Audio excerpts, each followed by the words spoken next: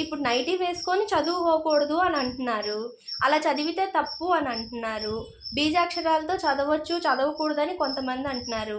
నాకు ఒక అమ్మాయి కామెంట్ చేసి నన్ను ఎప్పుడు అదే విధంగా టార్గెట్ చేస్తుంది.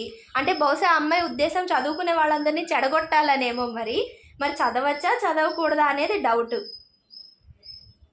నేను ఎన్నిసార్లు చెప్పినా కూడా అమ్మాయి అలాగే అంటోంది, చదవచ్చా చదవకూడదా అని.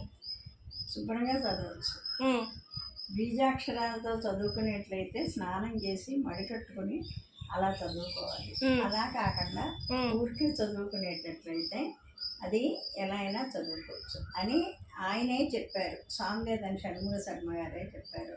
మననము, శ్రవణము, ఇంకోటి మూడోది అది అలాంటివి అయితే అలా, అంతేగాని ఇది మననము ఎప్పుడైనా మననం చేసుకోవచ్చు.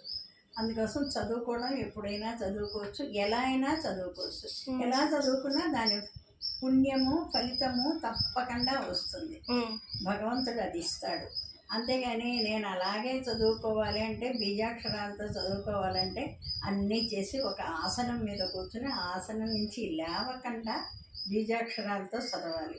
అది చెయ్యటం కష్టం కాబట్టి ఎప్పుడైనా మనం చదువుకోవచ్చు, మననం చేసుకోవచ్చు. నైటీతోనే చదువుకోవాలి, మడి కట్టుకొనే చదువుకోవాలి, నువ్వు కుర్చీలో కూర్చొనే చదువుకుంటున్నావు అలా అనే అలాంటివి ఏమీ లేవు. ఎప్పుడైనా ఎక్కడైనా ఎలా అయినా, ఆఖరికి బాత్రూంలకు వెళ్ళైనా సరే చదువుకోవచ్చు, బీజాక్షరాలతో చదువుకోకపోతే. బీజాక్షరాలతో చదువుకునేలా ఉంటే మనం ఒక ఆసనం మీద కూర్చొని పద్ధతిగా ఆచమనం చేసుకొని, మీరు ఇందాక అన్నట్టుగా బీజాక్షరాలన్నీ అనుకుని అప్పుడు అది చదవాలి. ఈ మధ్యలో లేవకూడదు, తప్పులు చదవకూడదు.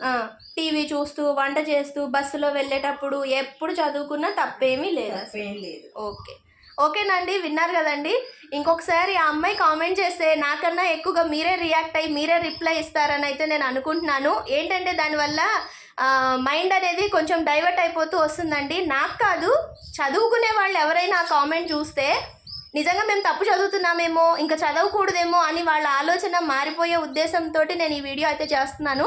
తప్పకుండా అందరూ చక్కగా లలిత, విష్ణు మీకు ఎలా చదవాలనిపిస్తే అలా చదువుకోండి, ఎలాంటి తప్పు అయితే లేదు. విన్నారు కదా, ఆంటీ గారు కూడా చెప్పారు. ఓకేనా, మరి ఇంకొకసారి ఇంకో వీడియోతో మేము ముందుకు వస్తాను. Okay, bye bye.